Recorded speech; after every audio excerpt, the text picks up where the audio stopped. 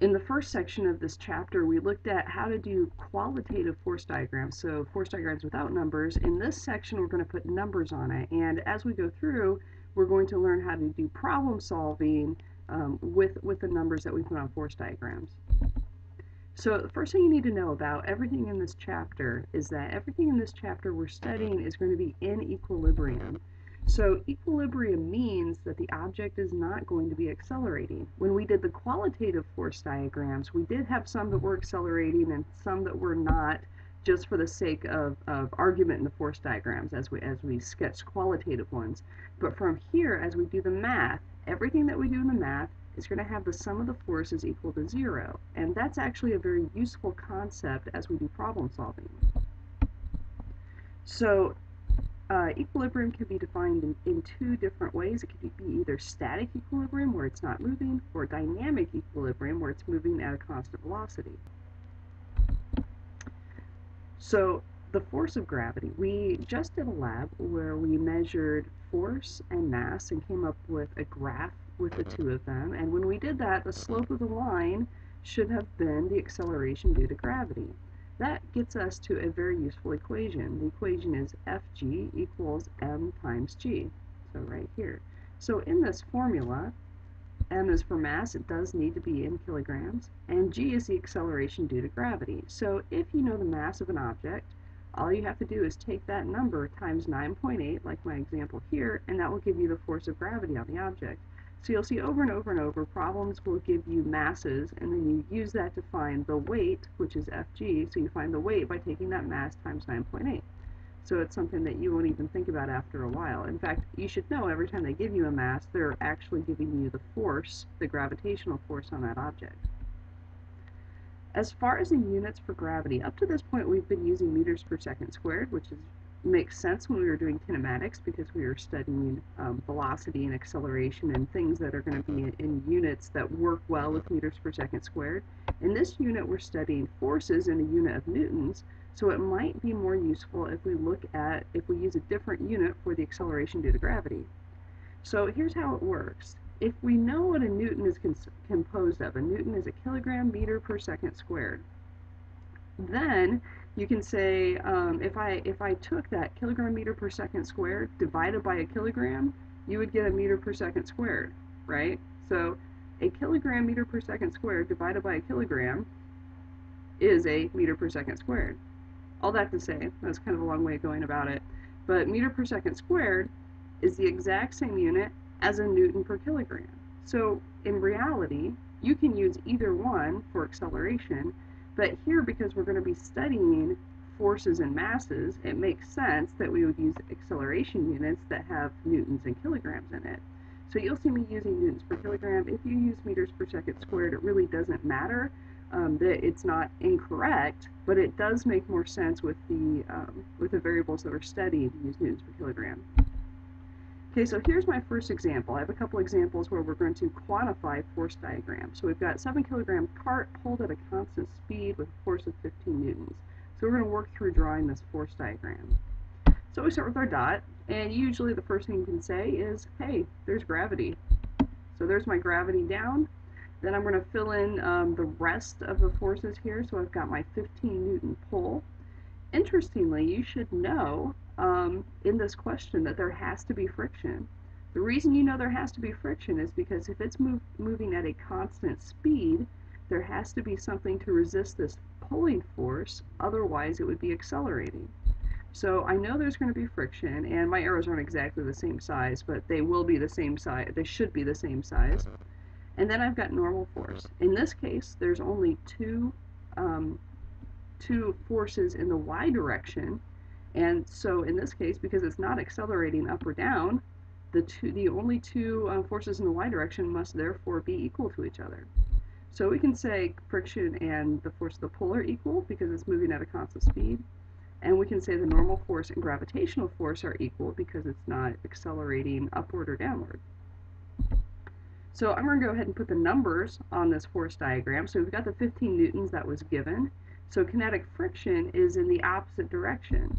So because it's in the opposite direction, we already said it was the same size, but sign in physics indicates direction. So if we make the pull force forward, make that positive, then the friction force would have to be negative.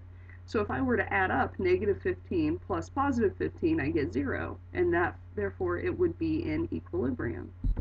So I've got my gravitational force. The way I found that is I took 7 kilograms times 9.8, and I got approximately 69. Now I guess technically it'd be negative 9.8.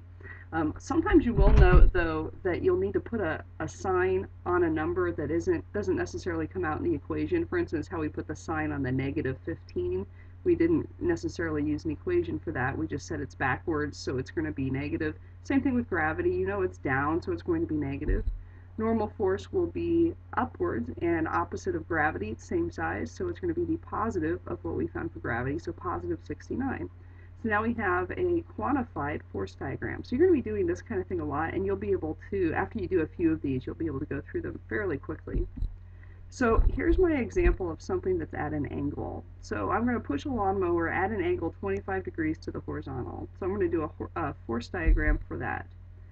So I've got my force of gravity down. There's my force of the push. So I'm assuming that, let me find my cursor here, is that the force is actually pointing towards the dot, like that. So I always know that I'm going to draw my force away from the dot, because I can't point at the dot. That's something you can't do with force diagrams. So that's why it ends up being at that position. So I've got kinetic friction, again, because I know I have a constant velocity. Normal force, and in this case normal force and gravity will not be equal to each other. So here's what we need to do whenever you have an angle, and you can say this in all sections that we do. When there's a force at an angle, the first thing that you should do is you should break that force down into x and y components. So there's my x component, there's my y component, and when I do that I make a right triangle. Okay, so I put my 25 degrees in there, and now I can look and say what's the same. Well, my friction and the x component of my pull force would have to be the same because it's not accelerating. So those are the same. Now gravity and normal force here, as I said earlier, are not the same, and the reason for that is because you have a third force that's in the y direction. So we've got normal force gravity, and we also have Fpy. Okay, so we do need to account for that.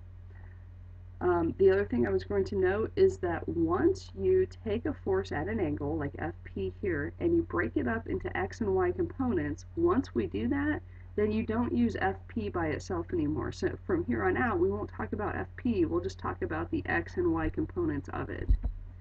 Okay, so the next question is to write the equation for the sum of the forces in the x direction. The reason that you do these, we're going to start with these as symbolic and then put numbers in them.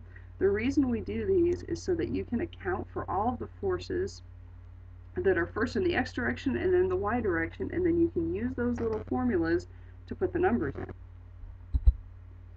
So in the x direction, I probably should have put a semicolon here or something, but in the x direction, I have the Fpx and the Fk, and together they have to sum together to equal 0 because it's not accelerating in the x direction. So what that tells me is that Fpx and Fk are the same, just with opposite signs. And we already knew that, but let's start with an easier one, and it gets more complicated as we go. So for the y direction, then we have to account for all three of the forces in the y direction. So I'm going to do the same thing here, and it did kind of cut off my p and my g there, so that's supposed to be a p. So Fpy plus normal force plus Fg all together sum to equal 0. Okay. So now we're going to do the numbers part. So we take the x component and the y component, and we're going to use our handy-dandy shortcuts. So hypotenuse cosine theta for x, hypotenuse sine theta for y. Now on the Fpy, there's a good example of the negative doesn't show up in the equation, but we know that Fpy is pointing down, so we're going to make it negative. And that's important when we go to use that in another equation, that it has to be negative. So first, we're going to quantitatively then find the force of friction. Fpx and Fk, as we said, are equal, just opposite signs. So we know then that Fk has to be negative 272 newtons because it's the same as Fpx, only negative. So that's where that comes from. Okay, so the normal force, this one's slightly trickier. So we had this equation that we found before. There, I changed that to a colon. That's a little nicer. So we're going to add all three forces to equal 0. So I'm going to put the values that we have for FPY, and I didn't separately work this out, but FG, then the negative 245, that's just the mass times 9.8, so that's where that comes from. So FG is down, FPY is down, that's why they're both negative, so when I go ahead and solve, I get a normal force that's positive. So that's how that works out. And it should make sense that normal force is up. Normal force is combating the force of gravity and the FPY together. So it should make sense that normal force is a greater value than the gravitational force because it has to be a larger number because it has to combat both. So sometimes sometimes I have students mix up the signs, that you should use that common sense idea then to see if that makes sense or not. And we'll save tension problems for later, so that's as far as we're going to go right here. So I clipped through that pretty quickly, but that goes exactly through how your homework is on the back page.